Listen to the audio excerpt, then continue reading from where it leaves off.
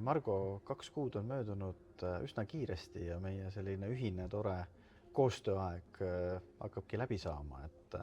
Kuidas sulle tundub nüüd, kas kaubamaja juhtimine ja kooli juhtimine on sarnased või erinevad? Ma olen märganud väga palju sarnast. Teatud tasemel sellisel viisil, nagu me töötame, siis seal on väga palju sarnast. Me tegeleme inimestega, me tegeleme eesmärgite seadmisega, me tegeleme visiooni elluviimisega, me tegeleme kultuuri rakendamisega või selles kultuuris inimeste toetamisega. Nii et selles mõttes on kaubamaja juhtimine ja kooli juhtimine väga palju sarnast.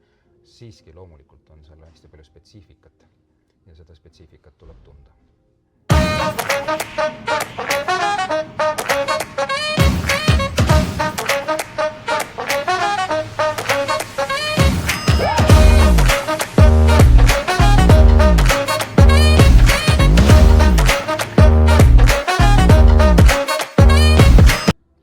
Marko, mis sa juhina oled õppinud ja võtad kaasa sellest koostööst? Ma arvan, et kõige rohkem juhina ma olen õppinud läbi nende vestluste, mis me sinuga oleme pidanud.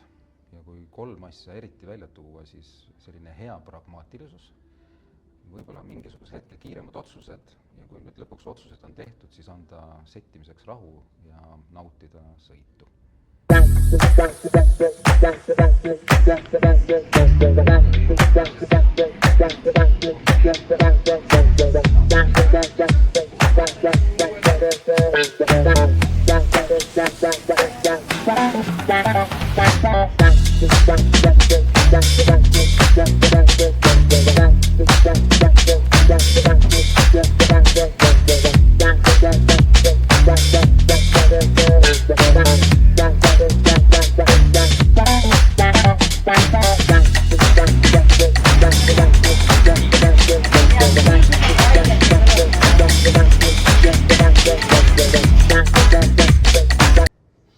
Igal juhil on oma tööriistakast, mis siis läbi aja teoreetilise baasi, praktilise baasi täieneb.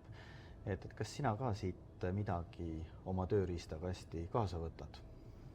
Ja neid killukesi selle 10 nädala jooksul on kogunenud päris palju. Märkmeid on saanud kõvasti teha. Võib-olla sellised, mis mulle väga on meeldinud ja pusletükid, mis mulle on hetkel puudu, on mida Stockmannis nimetatakse edudialoogiks, ehk siis üks-ühele vestlused, kuidas need läbi viia. Just see sõna edudialoog on hästi kõnekas olnud, aga ka juhtimispõhimõtete kirjutamine. Me koolis oleme palju rääkinud juhtimiskultuurist, aga me pole võib-olla liiga hästi sõnastanud, mida me selle all mõtleme. Ja seda siis rakendada erinevates tasemetes juhtimisel. Ja 3. hästi tore on olnud näha, et kuidas siin on meeskond olnud kaasatud strateegia rakendamisse. Nii et kindlasti on midagi ka siit kaasa võtta.